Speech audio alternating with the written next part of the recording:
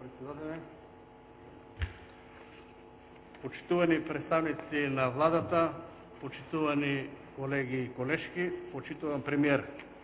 Моето прашање, што е упатено до вас, се однесуваше на усогласувањето на пензиите и сакам да потенцирам дека во потполно сум задоволен од одговорот на прашањето, особено од сериозниот пристап на владата кон ова многу важно и секогаш актуелно прашање.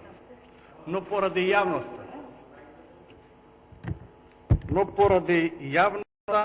и поради пензионерската популација која очекува одговор на ова прашање, ќе го повторам дел од прашањето.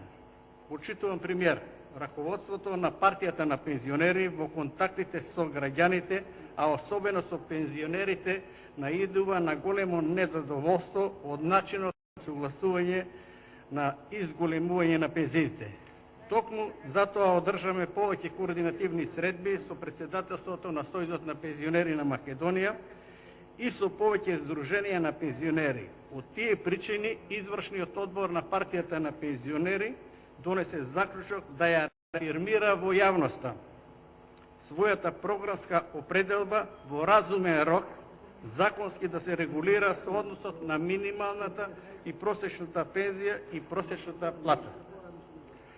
Во таа смисла, партијата на пензионери и Сојузот на пензионери цениме дека сегашниот закон за усогласување на пензиите е несоодветен и затоа голем број на пензионери се под прагот на екзистенцијалниот минимум. Од тие причини, партијата на пензионери е на став дека со измени во законот на ПИУ треба да се создадат норми пензиите повторно да се усогласуваат со порастот на плати и порастот на трошоците на живот, бидејќи праксата покажа дека токму таквиот модел е најправичен и овозможува долгорочно социјално прифатливо и одржливо решение за најголем број на корисници на пензии.